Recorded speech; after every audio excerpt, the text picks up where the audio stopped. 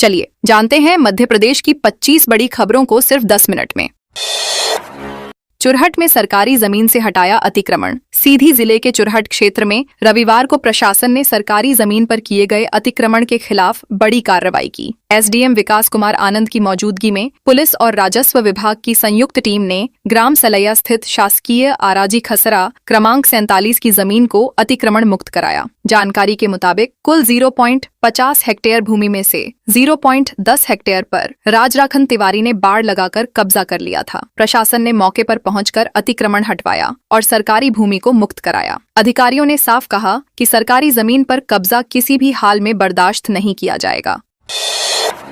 इंदौर बिन पानी प्यासा, चक्का जाम प्रदर्शन। इंदौर में भीषण गर्मी के बीच पानी संकट गहराता जा रहा है। कई वार्डों और कॉलोनियों में लोगों को पिछले 4 दिनों से पर्याप्त पानी नहीं मिल पाया है। पालदा चौराहे पर कांग्रेस पार्षद कुणाल सोलंकी के नेतृत्व में रहवासियों ने चक्का जाम कर प्रदर्शन किया। लोगों ने पानी सप्लाई, टैंकर व्यवस्था और नर्मदा लाइन शुरू करने की मांग उठाई। दीनदयाल उपाध्याय चौराहा और सुखलिया जोन 5 में भी विरोध प्रदर्शन हुआ। वार्ड 27 में पार्षद राजू भदौरिया के नेतृत्व में लोगों ने फ्री पानी वितरण बंद होने पर नाराजगी जताई। महंगे दामों पर पानी खरीदने को मजबूर नागरिकों ने महापौर के खिलाफ नारेबाजी भी की।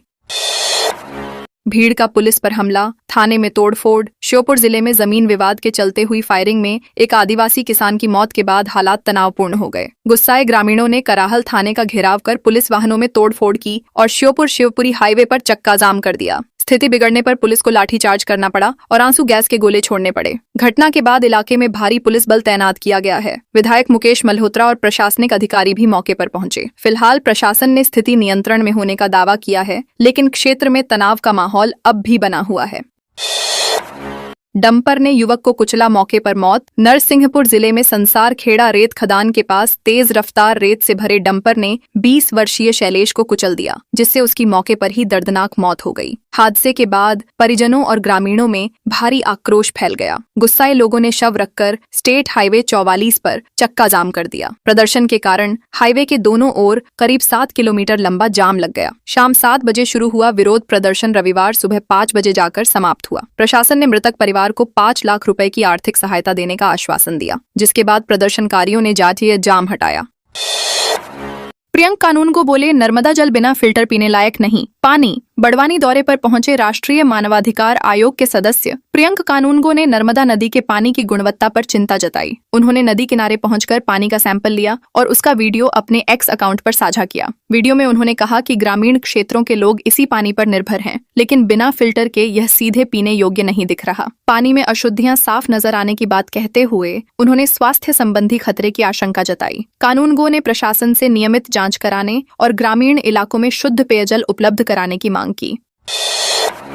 धार की इंदिरा कॉलोनी में आ रहा बदबूदार पानी। धार की इंदिरा कॉलोनी में दूषित पेयजल की समस्या से लोग परेशान हैं। नगर पालिका की पाइपलाइन से कई दिनों से बदबूदार और मटमैला पानी आ रहा है, जिससे रहवासियों में नाराजगी बढ़ गई है। लोगों का कहना है कि यह पानी पीने तो दूर, घरेलू उपयोग के लिए भी उपयुक्त नहीं है। स्थानीय निवासियों को आशंका है कि पेयजल पाइपलाइन में नालियों का गंदा पानी मिल रहा है। रहवासियों ने नगर पालिका पर लापरवाही का आरोप लगाते हुए जल्द समाधान की मांग की है। क्षेत्र की स्थिति की तुलना इंदौर के चर्चित भागीरथपुरा इलाके से की जा रही है। ग्वालियर में यूपीएससी प्रारंभिक परीक्षा शुरू। ग्वालियर के 21 परीक्षा केंद्रों पर यूपीएससी प्रारंभिक परीक्षा कड़ी सुरक्षा व्यवस्था के बीच शुरू हो गई। परीक्षार्थियों को सख्त चेकिंग के बाद ही परीक्षा केंद्र में प्रवेश दिया गया। मोबाइल, स्मार्ट वॉच, बैग, जूते और अन्य इलेक्ट्रॉनिक उपकरणों पर पूरी तरह प्रतिबंध लगाया गया है। परीक्षा 2 सत्रों में आयोजित की जा रही है। पहला सत्र सुबह 9:30 से 11:30 तक और दूसरा दोपहर 2:30 से 4:30 तक होगा। सभी परीक्षा केंद्रों पर जैमर लगाए गए हैं। कलेक्टर कार्यालय के कक्ष क्रमांक 113 में कंट्रोल रूम भी बनाया गया है, ताकि परीक्षा की निगरानी सुचारू रूप से हो सके। शाजापुर में बसों के फिटनेस और परमिट की जांच तेज। शाजापुर में ऐसी स्लीपर बस में आग लगने और एक बच्चे की मौत के बाद प्रशासन सतर्क हो गया है। यात्रियों की सुरक्षा को ध्यान में रखते हुए नेशनल हाईवे 52 पर विशेष जांच अभियान चलाया जा रहा है। शनिवार देर रात पनवाड़ी गांव के पास यातायात पुलिस ने 36 बसों की सघन जांच कर कार्रवाई की। यातायात थाना प्रभारी सौरभ शुक्ला के नेतृत्व में बसों के इमरजेंसी गेट, अग्निशमन उपकरण, फर्स्ट एड बॉक्स और सुरक्षा मानकों की जांच की गई। साथ ही बस चालकों के परमिट और जरूरी दस्तावेज भी खंगाले गए। प्रशासन ने नियमों के पालन को लेकर सख्ती बढ़ा दी है। टीकमगढ़ में ट्रांसफार्मर बॉक्स में आग। टीकमगढ़ के जेल रोड इलाके में शनिवार देर रात ट्रांसफार्मर के नीचे लगे बॉक्स में अचानक आग लग गई। घटना के बाद स्थानीय लोगों ने तुरंत बिजली कंपनी और दमकल विभाग को सूचना दी। बिजली कर्मचारियों ने तुरंत सप्लाई बंद की, जिसके बाद दमकल टीम ने मौके पर पहुंचकर आग पर काबू पाया। भीषण गर्मी के चलते बिजली की खपत लगातार बढ़ रही है। घरों में 24 घंटे कूलर, पंखे और एयर कंडीशनर चलने से ट्रांसफार्मरों पर अतिरिक्त लोड पड़ रहा है। इसी बढ़ते दबाव के कारण आग लगने की आशंका जताई जा रही है। घटना में बड़ा नुकसान होने से बच गया। 250 ट्रॉली डंप रेत किया नष्ट। मुरैना जिले के चिन्नोनी थाना क्षेत्र में पुलिस और वन विभाग की संयुक्त टीम ने बड़ी कार्रवाई करते हुए करीब 250 ट्रॉली अवैध रेत नष्ट कर दी। सुप्रीम कोर्ट के निर्देशों के बाद जिले भर में अवैध खनन और भंडारण के खिलाफ लगातार अभियान चलाया जा रहा है। ग्राम तिंदोखर और जातथाप में 25 सदस्यीय टीम ने दबिश देकर चंबल नदी की रेत का भारी अवैध भंडारण पकड़ा। इसके बाद जेसीबी मशीन की मदद से पूरे दिन कार्रवाई चलाकर अवैध डंप को नष्ट किया गया। अधिकारियों ने कहा कि अवैध खनन और भंडारण करने वालों के खिलाफ आगे भी सख्त कार्रवाई जारी रहेगी।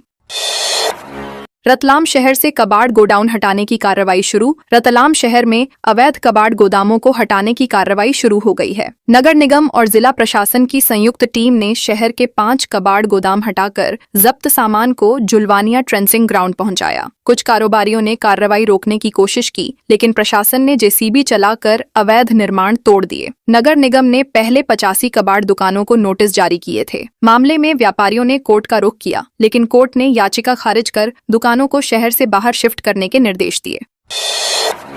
सागर गोलीकांड में 2 और आरोपी गिरफ्तार। सागर के मोतीनगर थाना क्षेत्र में युवक की गोली मारकर हत्या करने के मामले में पुलिस ने 2 और आरोपियों को गिरफ्तार किया है, जिनमें एक नाबालिग भी शामिल है। अब तक इस हत्याकांड में एक महिला सहित 5 आरोपी पकड़े जा चुके हैं, जबकि मुख्य आरोपी यश अब भी फरार है। पुलिस के अनुसार 21 मई की रात पुरानी रंजिश के चलते ओम साहू और उसके भाई मयंक साहू से विवाद हुआ था। इसी दौरान अवैध हथियार से फायरिंग की गई, जिसमें मयंक गंभीर घायल हो गया और इलाज के दौरान उसकी मौत हो गई। ओम साहू पर भी चाकू से हमला किया गया था।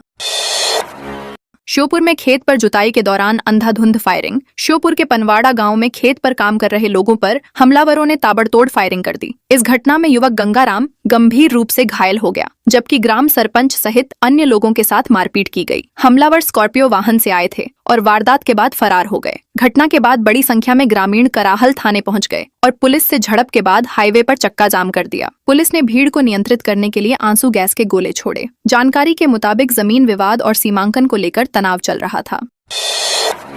मैहर में 4 ग्राम स्मैक पाउडर के साथ 2 गिरफ्तार। मैहर कोतवाली पुलिस ने कटनी रोड पर वाहन चेकिंग के दौरान 2 युवकों को 4.6 ग्राम स्मैक पाउडर के साथ गिरफ्तार किया है। पुलिस ने आरोपियों के कब्जे से 20 पुड़िया स्मैक और तस्करी में इस्तेमाल की जा रही कार भी जब्त की है। जब्त स्मैक की कीमत करीब 20,000 रुपए बताई जा रही है। पुलिस टीम चेकिंग कर रही थी, तभी संदिग्ध कार को रोककर तलाशी ली गई। तलाशी के दौरान कार सवारों के पास से मादक पदार्थ बरामद हुआ। आरोपियों के खिलाफ एनडीपीएस एक्ट के तहत मामला दर्ज कर आगे की जांच शुरू कर दी गई है।